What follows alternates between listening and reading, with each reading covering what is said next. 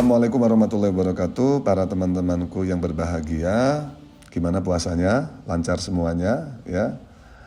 Teman-temanku sekalian, puasa ini adalah sebuah ibadah yang spesial karena puasa itu adalah sebuah ibadah yang langsung Allah lah yang memberikan pahala. Allah lah yang akan membalas orang yang berpuasa. Ini adalah salah satu puasa yang ibadah yang menarik, yang patut untuk kita seriusi, ya, patut kita perhatikan. Jangan sampai meremehkan. Karena di antara kita masih banyak orang-orang yang meremehkan puasa. Contoh meremehkan puasa itu ya nggak puasa, seperti di kalangan di daerah Kediri saja masih banyak jam 7 pagi bapak-bapak ngerokok, ngopi. Saya khawatir mereka itu sebenarnya tidak tahu kewajiban puasa atau memang tahu tapi dia tidak puasa. Yang membahayakan yang kedua ini, ya. Kok dia malah meremehkan kewajiban Allah, maka bisa jadi dia keimanannya, keislamannya akan dipertanyakan. Ini yang membahayakan.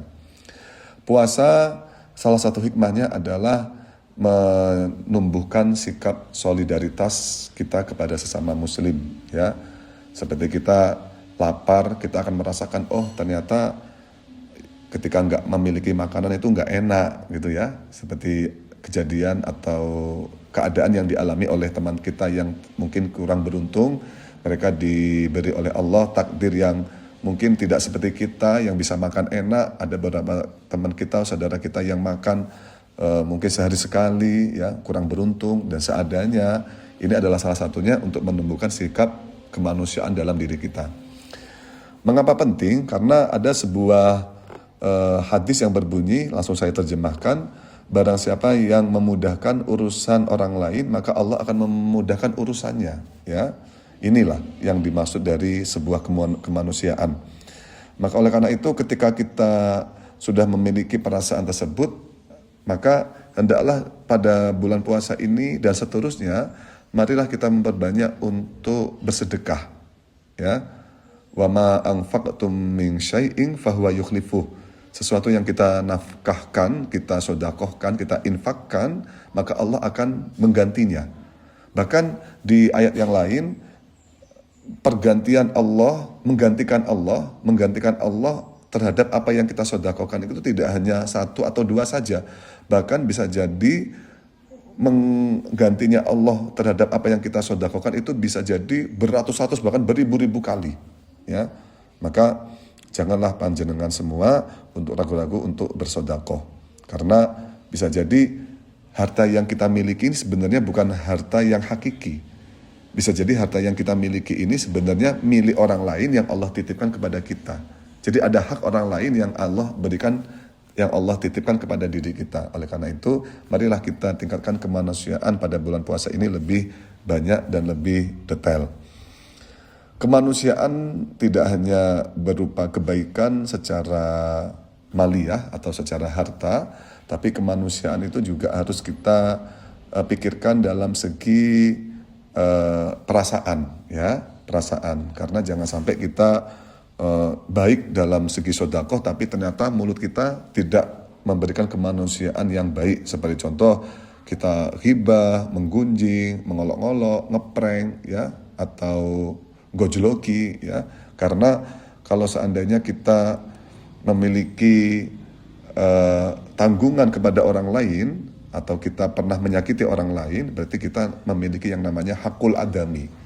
Ingat, innallaha la yaghfiru min huquqin nasi syai'a. Allah itu tidak akan memaafkan seseorang yang memiliki tanggungan kepada orang lain sama sekali. Ya, kalau kita memiliki dosa kepada Allah, kita minta maaf, selesai. Tapi kalau kita memiliki dosa kepada sesama manusia, Allah tidak akan memaafkan sampai panjenengan meminta maaf langsung kepada orang yang jenengan sakiti, ya. Kenapa? Karena hakul adami itu tidak akan bisa selesai, ya. Kok jenengan tidak menyelesaikan hakul adami di dunia, maka hakul adami akan terus dituntut sampai di akhirat. Na'udzubillahi min dzalik. Di antara hakul adami, ya, adalah sebentar lagi kan akan memasuki bulan Syawal atau Lebaran, ya, Idul Fitri.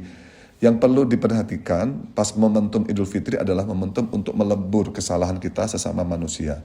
Jangan sampai di momentum Idul Fitri malah menambahkan kesalahan panjenengan kepada yang lain. Seperti contoh perkataan-perkataan atau pertanyaan yang tidak penting.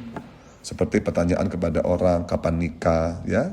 Kok sampai yang ditanyain kapan nikah itu tersakiti, itu akan mengakibatkan hakul adami, akan menumbuhkan yang namanya hakul adami. Ini yang membahayakan. Atau pertanyaan kepada orang yang sudah menikah, baru menikah, ya. Pertanyaan kapan punya anak, kapan punya momongan, itu juga sangat menyakitkan. Jadi janganlah panjenengan membiasakan atau menormalkan hal-hal yang urusannya dengan perasaan manusia. Memang kita tidak tahu bagaimana tingkatan perasaan manusia itu semacam apa. Tapi yang penting kita sudah mengetahui kalau pertanyaan itu kepada kita kok kita nggak suka, ya jangan ditanyakan. Jadi ukuran orang lain baik dan tidaknya ya kita melihat kepada diri sendiri. Ibda binafsik, ya. Kita mulailah dari diri sendiri. Kira-kira kita seneng nggak kalau ditanyain kayak gitu? Kita seneng apa nggak kalau kita diperlakukan semacam itu? Maka inilah yang paling perlu diperhatikan untuk momentum Idul Fitri besok ini. Jadi sekali lagi tolong nanti kita biasakan ketika bertemu dengan siapapun, ya. Yang perlu diperhatikan adalah yang pertama, mungkin kita berlomba-lomba untuk memulai salam, ya, ibtida'u bisalam. Karena kita memulai dengan salam, itu salah satunya manfaatnya adalah menunjukkan sisi tawaduk diri kita. Yang kedua adalah basa-basi semampunya dan secukupnya. Jangan sampai basa-basi yang kelihatannya malah menjurus kepada menyakiti orang lain. Seperti contoh, piye kabare, baik atau enggak, udah cukup, ya, enggak usah basa-basi yang berlebihan. Yang ketiga adalah meminta maaf. Meminta maaf segala hal, baik itu disengaja maupun tidak disengaja.